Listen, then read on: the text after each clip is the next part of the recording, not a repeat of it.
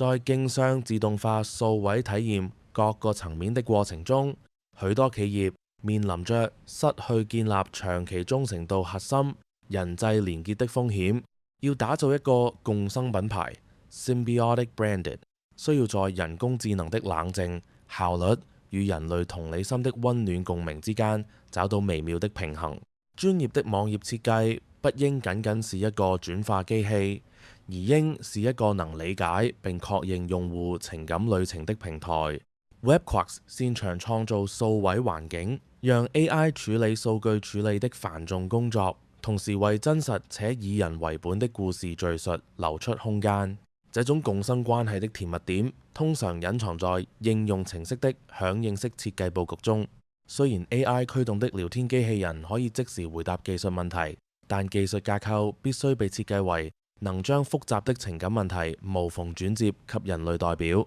這種混合模式需要強大的網頁寄存基礎設施，